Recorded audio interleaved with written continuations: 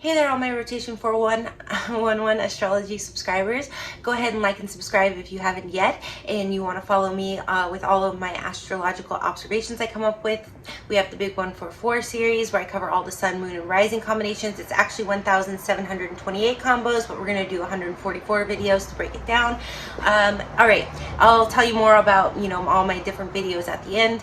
I wanted to do a series where I cover, all the moon signs just by themselves, without the combinations, Aries through Pisces, and break them into male and female. And it's really only 24 videos, so I might get around to it soon, but I just couldn't wait. I have too much to say about this. I had personally realized this myself. I'm a Virgo moon, and that's ruled by Mercury. So I was reading the other day that the best matches for Virgo moons are Scorpio moons, which I agree. I do think there is a deep connection there. I think it was Gemini moons, which I have run across a lot in my life, and I thought it was because my Mars is in Gemini and that's the kind of man that you attract. But recently I'm coming to realize it's actually because Mercury rules Virgo and Gemini, so you'll find them together a lot, like especially if their moons are compatible, you'll find the suns together. But I think the reason I might have gravitated a lot towards Gemini moon men when I was younger, aside from my Mars being there and me like just clicking with Geminis, is because my moon, even though it's Virgo, is ruled by Mercury as well. So it does seem to connect at first, but Virgo is very nitpicky and Gemini is very kind of not, it doesn't feel like that when you're with them, but a little bit more not all over the place, but multi-faceted. So it can be a little bit where Virgo's earth energy and they want to ground things, and Gemini's a little bit too airy and flying all over in that moon emotional placement. So anyways, enough about me and enough about that. I just want to go ahead and tell you guys the observations from what I had experienced, and then what I have confirmed with all of my clients and other people I have observed. So what I observe about men whose Venus or moon, which are the love planets, and I'm on the edge of Mars. I'm a Mars in Gemini, so and I've dated a few of those lately. I never had before. I kind of learned, to stop going for those moon in Gemini men because my Mars on their moon is just too hot. The other way around, if it's a man's Mars on a woman's moon, it's great. I'll put the link for that video up here when I get around to it. But it's I started to learn, okay, Venus and moon men with their love planets, Venus and the moon in Gemini, there's a lot of duality there, and they can be players, right? That's why I labeled this video, is he a player? Moon and Venus in Gemini. But there is a caveat. There is a certain type of woman that they will settle down for, and we're going to get into that. But with that being said, before I go there, I wanted to elaborate that so basically lately I know that I just can't resist that Gemini energy, so I've been going more for the guys who have their Mars and Gemini with me. Still hasn't quite worked out. It's really enjoyable. I'm not sure in practice if Mars and Gemini, and I have to evaluate myself on this one too, because I also have to sort out my own romantic relationships. So I will put the link. I also did a video on Mars conjunct Mars and trine and all that, so I won't go too far off into that now. You can see what I think there. I do want to say, because Gemini is a sign of duality and it is the twins, when you're dealing with especially like a Venus in Gemini with a man. Now I want to put the disclaimer, I will touch on a little bit. I don't think the women apply it to, like, the women whose moon or Venus is in Gemini. I don't think that this applies to them. 99% of this does not apply. With the suns and the moons and the signs, the male and female is very different. Okay, and like I said, same-sex couples, I do help them and I can apply it somewhat, but I need more data. I don't help as many of them and see as many of them in their charts, so I can't make it as like absolutes, even though nothing is absolute. It's all up for interpretation. I can't make as many definitive, like I've seen 900 like this, so I'm pretty sure it's a thing. I've only seen one or two, and then I apply it to what I know as just the planet's general energy. But as far as Venus and Gemini, I do think, or Venus with the men in Gemini, you're going to get a lot of Jekyll and Hyde energy. Okay, it's going to be very much the good twin and the bad twin when it comes to their love language. Like one day they're going to be very loving and kind, and the next day they're not really going to give to about you. So I do want to say, when my clients come to me and they're like, I don't get it, or they're like, I'm dating a doctor and he's sleeping with this nurse and that girl and his ex is around and he says he loves me half the time, but then I'm waiting around when he's with them. 99% of the time his Venus or his moon is in Gemini. Okay, so when I'm getting like these situations where my client's coming to me and he's a total player, but he's just so charming, Gemini, I would say Gemini and Cancer are probably the most charming in my book. I always have been. I think the more I come to know the signs, I see their charm in different ways. Libra can be very charming as well, but I would say Gemini and Cancer, they're the ones that can kind of lure you with their charm where you don't see. You would think it'd be Pisces because it's Neptune ruled and it has that fog, and I'm sure to some extent it is, but I'm going to say the ones that are really going to dupe you, like, whether they're a narcissist or not and they're love bombing you, is going to be a Gemini or a Cancer, because they just come on, they're so charming and charismatic. Aries can be very dynamic and charismatic as well, but they're just, the charm oozes out of a Gemini and a Cancer, male or female. I feel like the oozing is more the males. Maybe that's just because I'm more attracted to males.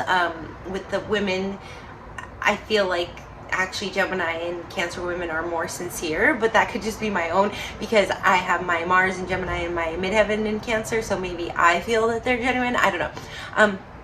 Anyways, so what I want to say, basically, just to break it down fundamentally, is that if you're dating a man whose moon or Venus is in Gemini and you're not quite sure, and he kind of gives you this feeling sometimes that he's all about you and that he may settle for you someday, but he's just not quite ready. And I notice this too, especially with moon in Gemini, they'll pretend like they have this wound, and again, whether they're narcissists or not, we don't know. I'm sure it's individually based, but they'll have this wound. Oh, this girl hurt me, my first fiance. And I mean, dating now, like, a lot of people have had that first fiance that lingers around. So like, even the guy I most recently dated, Mars and Gemini, had a fiance that did a lot of damage, and I don't feel this so much with him. So I'm not saying everyone who had a fiance that they still affects them, and they're trying to work through that this is the case, but you'll notice, because at first you'll feel sorry for them. They'll be like, oh, my first fiance hurt me, so I have commitment issues. You're gonna have big commitment issues when you're dealing with a male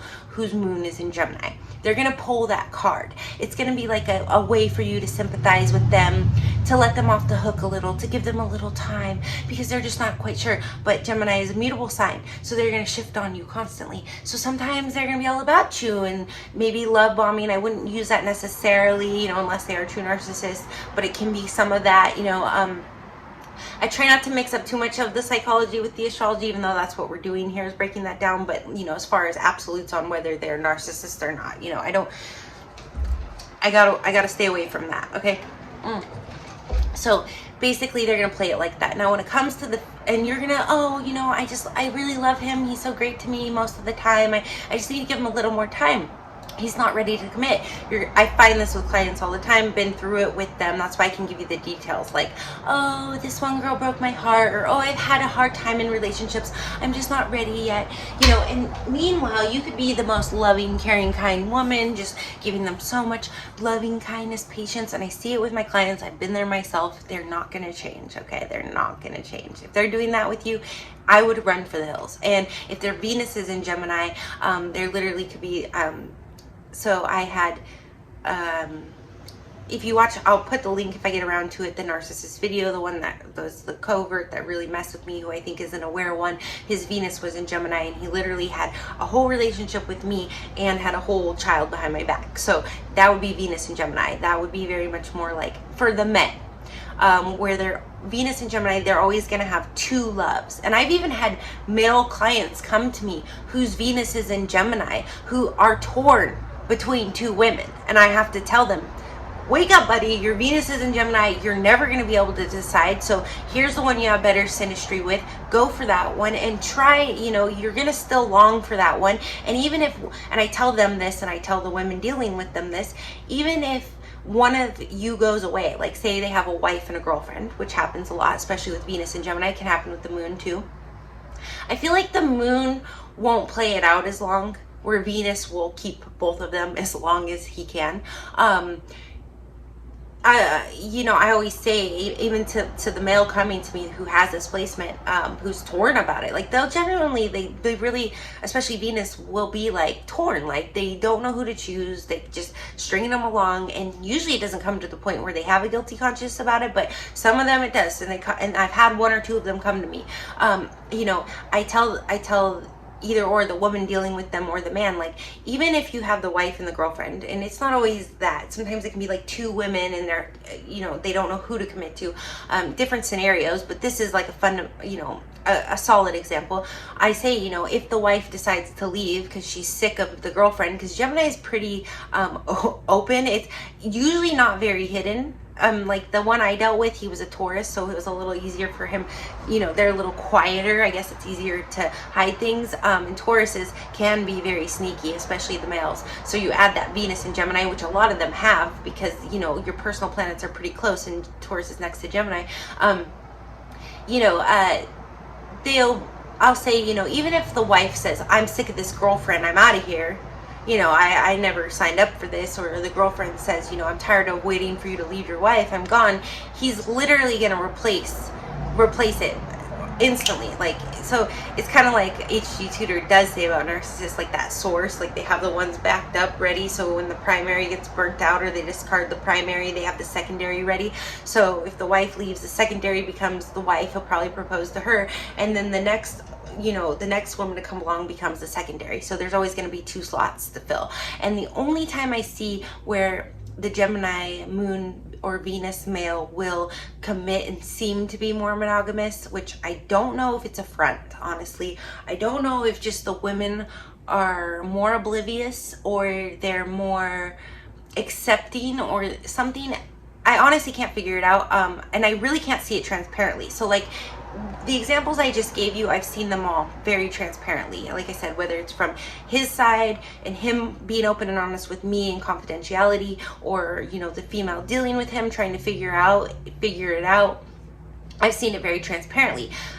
I do see where these men will commit monogamously to a certain type of woman, a certain type of astrological placement, and it does seem on the surface and from what I can see with my eyes that they will be monogamous with this type of woman. But I don't know, again, if it's just like, yeah, I can't see it because it works better, so it's more hidden, you know what I mean? And they're just better at fooling this type of woman, or if it's just they genuinely are more loyal. And the type of woman it is a woman whose moon is in Aquarius, Libra, or Gemini. And that just goes back to my traditional moon compatibility. Or even possibly if it's her sun sign, I see it too. Now, whether the relationship will last, of course, is always going to default back to the moons, but I will see like a Gemini moon male get with an Aquarius woman and seem to have a pretty functional monogamous relationship. Again, I don't know if he's just better at hiding it from her, she's better at overlooking it, or if it's just he genuinely is more loyal to these types. But it does seem like those men that are more shifty, Gemini moon and Venus, are just able to commit for some reason to air signs, sun or moon. They are. Now again, whether it's going to last with that sun Aquarius, it's going to be based on her moon, of course. Now, I was discussing this with one of my friends who I mention all the time, and she watches my videos, so shout out to you. I don't know if I should say your name and call you out, but there is so with the women, okay, with the women, and I should have said this at the beginning, but I did say at the beginning that I don't see this with the women.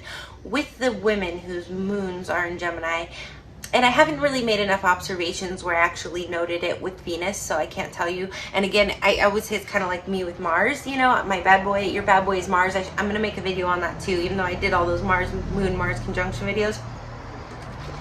I don't know if I'm going to spit it out right now. I should, but I'm getting a little tired. I need to take clients.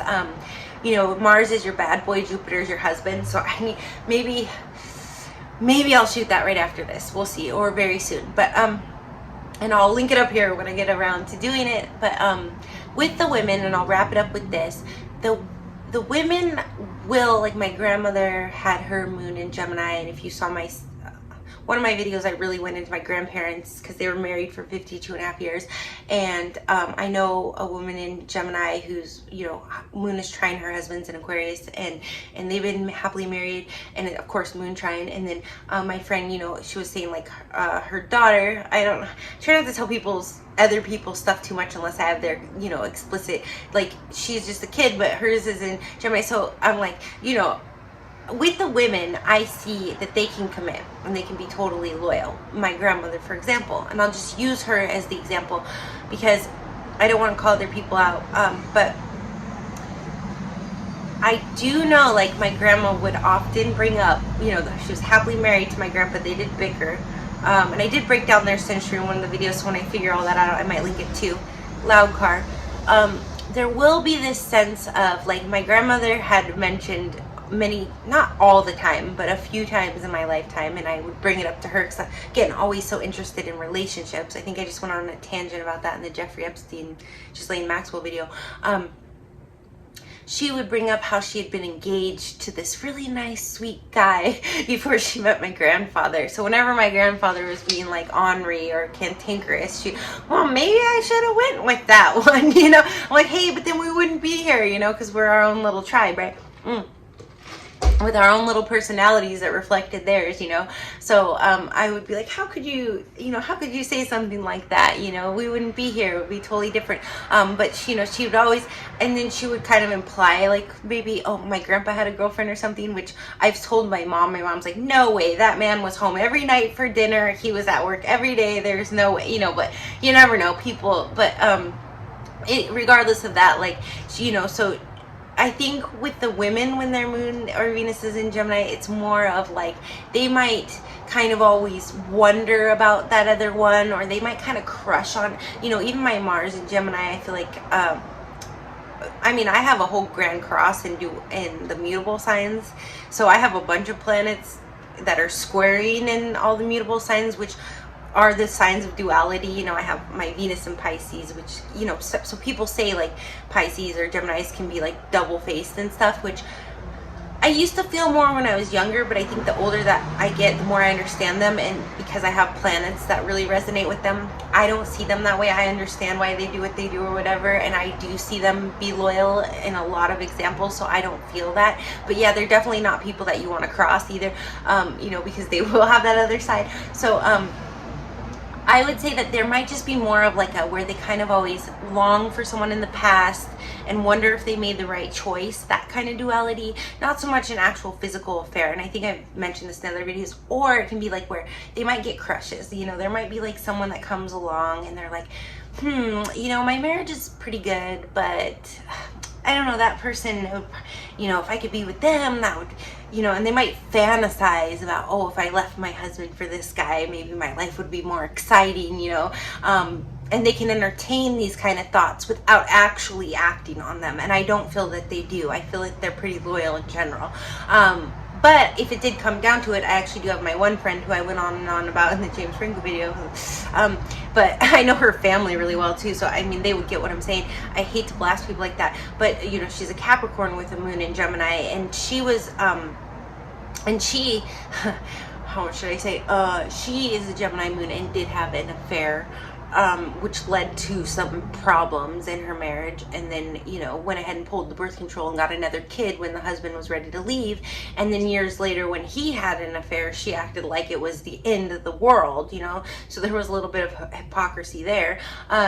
I don't know if that's Gemini or Capricorn in that. I'm sorry, you guys, I love you all, but you know, the charts are, you know, multifaceted. Not everyone who's a Capricorn or everyone who's, you know, everyone who's a Capricorn is gonna, you know, take advantage of other people's resources and be status seekers and ride coattails. But you know, some of them ruthlessly will, and earth signs can very comfortably and entitled live off other people's resources, where fire signs, you know, we have to. Anyway, there's still very productive earth signs out there who contribute a lot, so I'm not bashing. I don't want to alienate any of you. Again, it goes to, you know, all of the aspects in the chart and the whole layout, okay? But I will say earth signs, whether, you know, they are contributing and productive or they're sort of leeching off someone, they're very comfortable. They don't stress as much about, you know, resources and material things. They just expect them and they come. And I actually admire that, and I've said that in other videos. I need to be more like that. I have a Virgo moon, so I really, really, really desire that and I want it. But as an Aries, I'm like, no, I have to do everything myself, you know. I can't rely on anyone, you know, and every time I do, it backfires. But, okay, now I'm just going on a long tangent about me.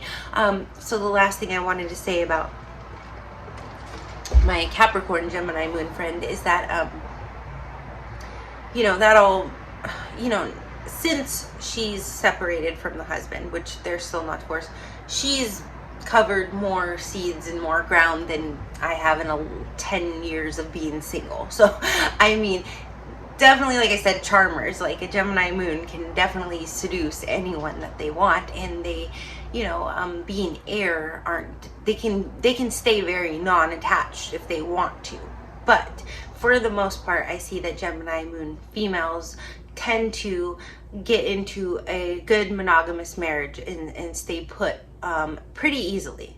Especially if they do have moon compatibility and stuff. And I've actually never been able to look into her husband's moon, so I think he actually might have, maybe I did look, I do know.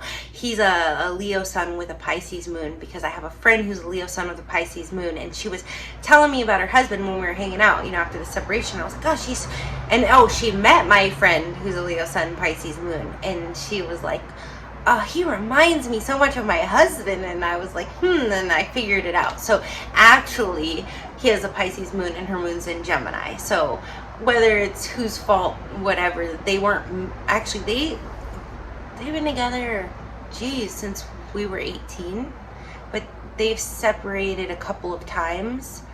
So they've been separated now for about 5 years. So yeah, they made it about 10 years because they had like a year or two separation in between. So 12 years with like a 2-year separation. So again, even though it seems a little longer because it was like 12-year span, they only lasted about 10 solid years because his moon is in Pisces and hers is in Gemini. So back to my whole theory about moon compatibility. Pisces is feminine polarity, Gemini is masculine polarity. And there we have it. I'm going to wrap it up with that. And then I said I might do the bad boy Mars video and stuff, and I do want to get to that soon. But I said in the I'm doing one more video. I mentioned it, and then just laying Maxwell and stuff. I might just start spitting out the celebrity synastries. I had mentioned this, I think, in that video, without doing the whole chart breakdown, because I want to get into doing tarot readings again and doing those live. And I just, you know, setting everything up and sitting down, it takes some time. So I did do those chart breakdowns and pulled up the charts and everything just to, you know, show you guys how to do it so you can look it up yourself. But you can always come to me and get a personal reading. The link will be below. It's readings.psychicsgold.com. I'm Madeline. You can click on that. You can order a question if I'm not live and around, and I'll get back to you in 24 hours with a 5-minute video talking to you like this about whatever's going on with you. And I'm able to look up a lot and tell you in 5 minutes. So, and I'll put the links below. There's also the apps you can download. We're also looking for more psychics, but we have Basab on there and Gypsy. They're really good. So if I'm not around and they're live, you can always get a reading from them. Also right now, like I know, for example, Basab works on the computer, so when he's live, you know, it says that he's live. And me, I try to get on there live on the computer, but like Gypsy, she's working from her phone, from the app. So if she's been logged in like the last day, you can go ahead and request a reading from her. You know, if you hit like let's say she's available for text and you hit text chat, you know, it'll show the ring screen. And if you go to the Getting Started Advisors page, there's like an example of it there. You have to wait a minute or two, you know, because she, you know, she might be like, you know, sitting there waiting, and she's going to get a notification, but she has to come and answer your call. So you have to sit on that page, and it only should take a minute or two. She's been on in the last few hours, which I know she's been getting on more lately, and she's really great. Like, I love her. She's like actually living the Gypsy life, and she's very tapped in and in tune. So, you know, she's probably got the lineage and everything. So if you go and you know, going back, you know, she's accustomed, she can really tap in. So if you click on it. Just wait on that page. It'll say like waiting for them to answer for a minute or two, and if she's around, she'll answer, and if she's not, you can put in a question with her and she'll get back to you. So I'm sending you lots of love, blessings, and light, and I'm going to do a quick video. I said this in the Jeffrey Epstein video I just shot, but I had popped up for me some things about Justin Hartley, and I had done a few things on him, so I'm going to do a quick video on him because he is a Gemini moon, and so I want to talk about that. So I will link that above. Love and light.